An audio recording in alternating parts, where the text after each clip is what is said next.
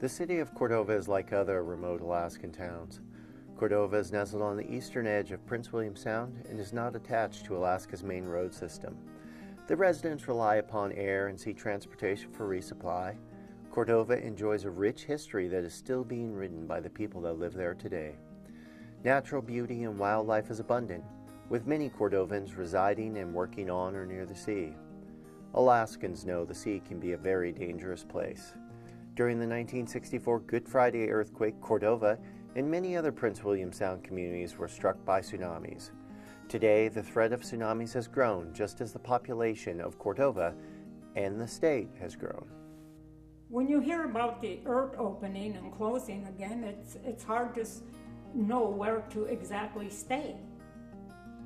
Is it going to open and close where you're standing? Because there's that possibility, you know. And if it's strong enough, you need to go where it's much higher, as quick as you can. Well, we have the highest earthquake danger for any place in the United States here in Alaska. We're also the generation place for most of the tsunamis that occur in the United States. A lot of them are generated along the Aleutian-Alaska Trench and can impact Alaska along with the west coast of the United States and Hawaii as well. Yeah, the Tsunami Ready program was started up in 1999, and it was intended to help communities who receive warnings from NOAA to better prepare themselves to act on those warnings. So it's got several different parts. One is how do they receive messages from NOAA?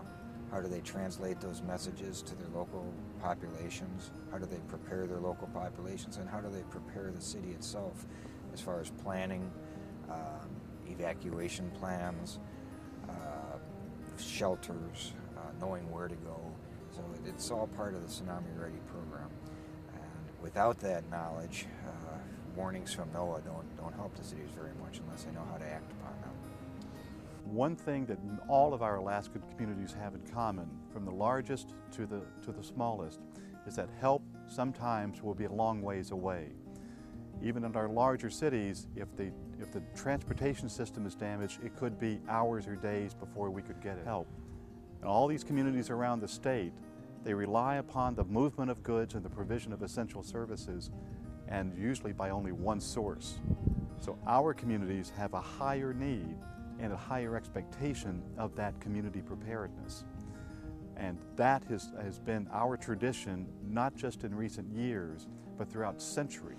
Becoming a tsunami-ready city was a little on the complicated side, and it took several years. Finally, last year we were able to accomplish all the tasks. We established the elementary school as the place where everybody musters as soon as any big deal goes off, because you know, you could basically probably put the whole town in there, and you know, if it's inclement weather when it happens, you get them inside, you know, in a comfortable place prior to, say, opening a shelter where they may have to stay for a night or a week or who knows how long.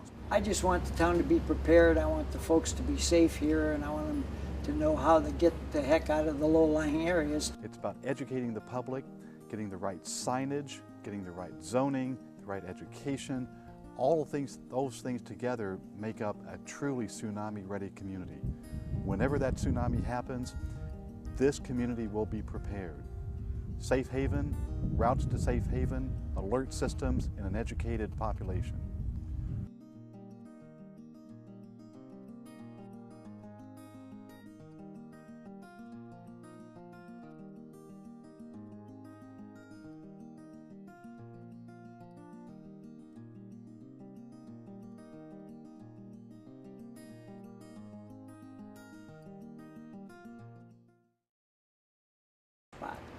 We have another one for first responders.